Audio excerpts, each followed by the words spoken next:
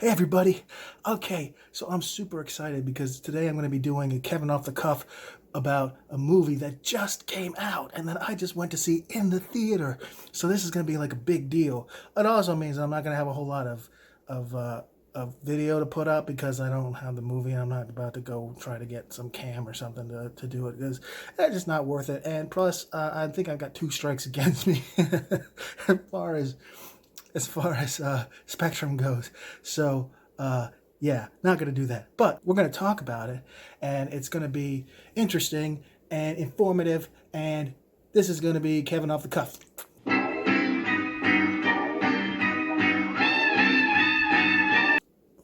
Okay, so the movie that I'm talking about today is called Joker, starring Joaquin Phoenix and some other people that I don't really know, but definitely starring Joaquin Phoenix. I mean, he fucking, if you know what I'm talking about, he like eats the scenery in this pretty much. So the first thing I want to talk about as far as this film is a good thing, and that would be Joaquin Phoenix. I will admit I'm not the biggest Joaquin Phoenix guy in the world. Like I liked him a lot in Space Camp, but after that, I kind of just I wasn't really sure about him. Like I don't really give a shit about that Gladiator movie, and I don't really give a crap about some of the other stuff he did. And he did that whole thing where he pretended he wanted to be a rapper, and it was like this performance piece. And well, I can appreciate that kind of thing. Like I do think that that's kind of cool in a way. Like it just doesn't appeal to me at all. So, I mean, I guess probably if I got rich as a writer or something, I would probably do something like that. So maybe I'm just mad he thought of it first. Anyway, but his performance as Arthur Fleck was astounding, depressing, hilarious. It was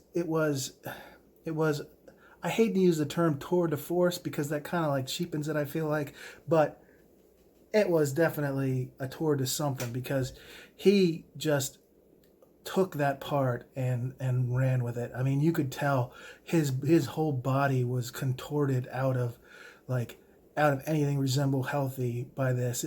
This reminded me of when Christian Bale decided to lose all that weight for The Machinist.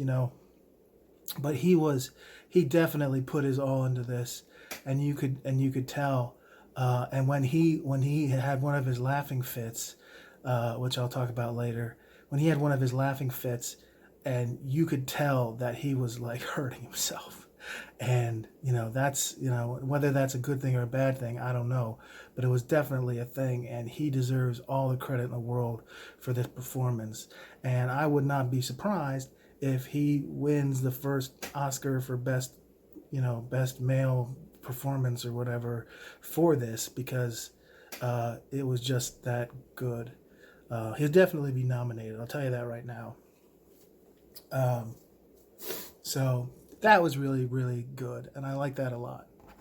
The second thing that was really good was, and bad, I thought, was the plot. Now, I've read a bunch of stuff about this movie at this point, and you probably have too, in that it really portrays the white male frustration experience where that leads to murder and things like that.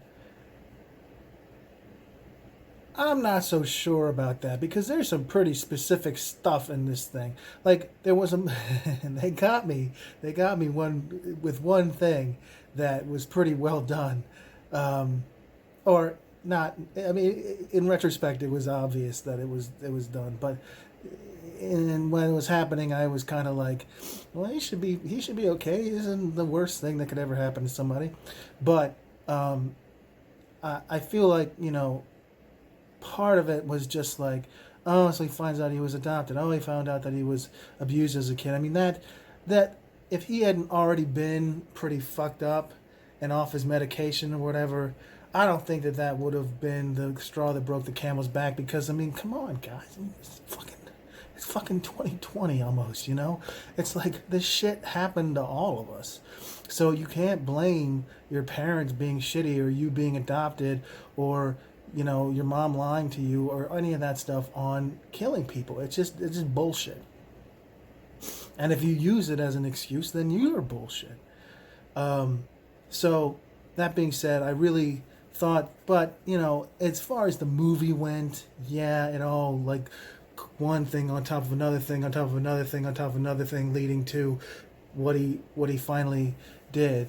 And I mean, the inciting incident in this is really, it's not like he was not, it's not like he was not right in what he did. He took it too far, obviously, but I mean, he was gonna get the shit beat out of him by three drunk guys, and it's like, you know, if that in that situation, you do what you have to do. Now, like I said, he did take it too far, but like in the end, you know, it was all leading to his belief that people are shitty, which, I mean, I really I hate to think that, but you know, I'm more and more kind of feeling like, let's just say, world, you're disappointing me more and more, and if you disappoint me, that's pretty bad because I give people a lot of leeway. Okay, so the part of it that I really didn't like though was that this is supposed to be a movie about the Joker, and yeah, yeah, I mean, in the end, for like 2 minutes, you feel like he really has become the Joker, and maybe that's the way that it's meant to be, and whatever, blah blah blah. But to me, this is just like the fucking Aronofsky uh, Batman movies, wherein like it didn't have to be Batman. There was no interaction with the DC universe. I mean, it was nothing.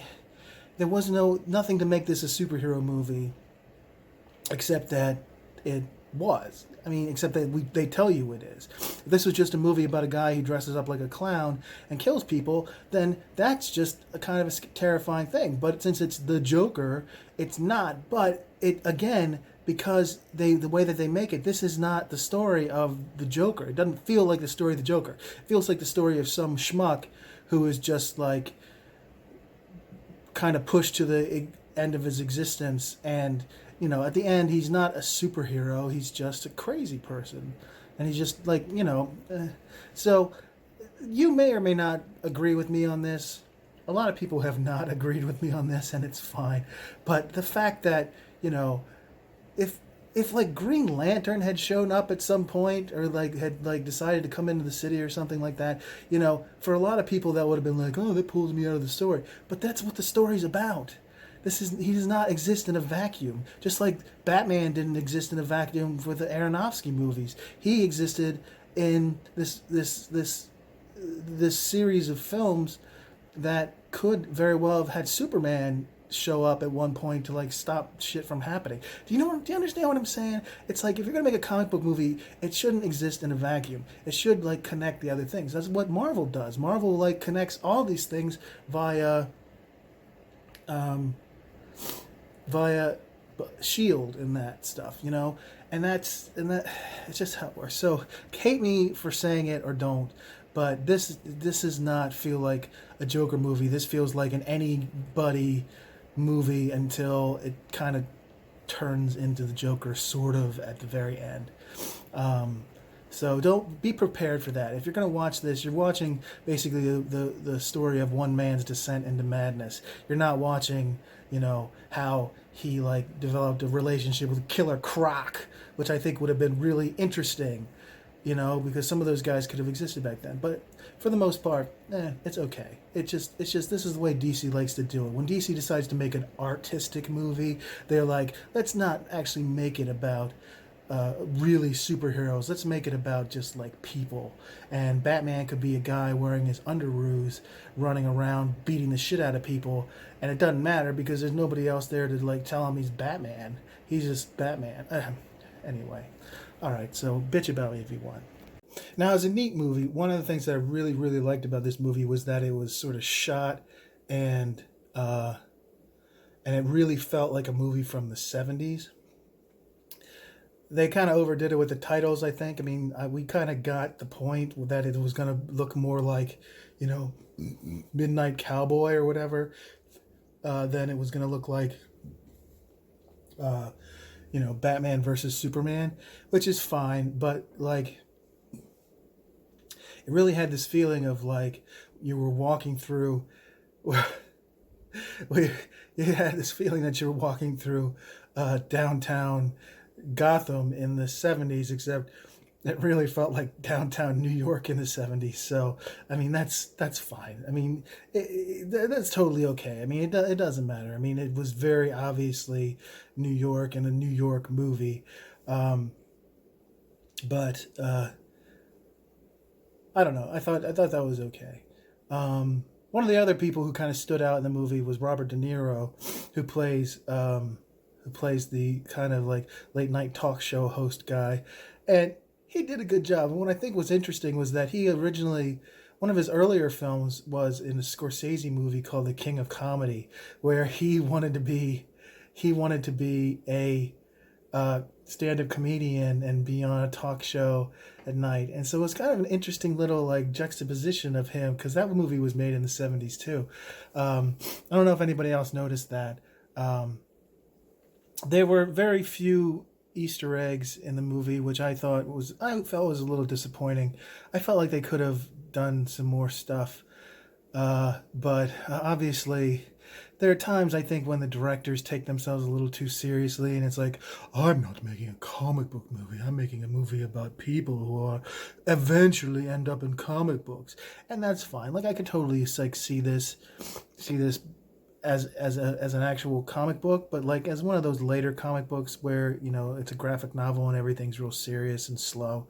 That's fine, but. I think the biggest thing that is left to talk about is the ending. And I'm not going to spoil anything here except Tada, he becomes the Joker. And there's a few little like things that do happen. They're sort of like smashed into continuity just in order to make this work.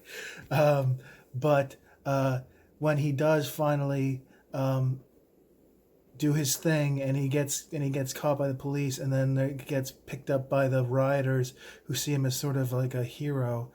That's pretty cool, and the final shot of him is pretty interesting. And then you'll enjoy the final part of the movie if you actually like dig what's going on. But and I like the soundtrack. I thought it was good. Everything about this movie was good. I don't have any complaints about the movie. My complaint is that DC keeps making these movies that aren't comic book movies, and it's like, okay, so we're supposed to take it seriously. Which Joker is this? This isn't Aronofsky's Joker. This definitely isn't the Joker from Suicide Squad, and this isn't the Joker from any of the other things. This is like a new Joker, and it's like, how many Jokers do we friggin' need, and where does he fit into continuity? Well, I guess we'll find out. So, all right, that was pretty much it, and so here we go. That's the end of my review of the Joker.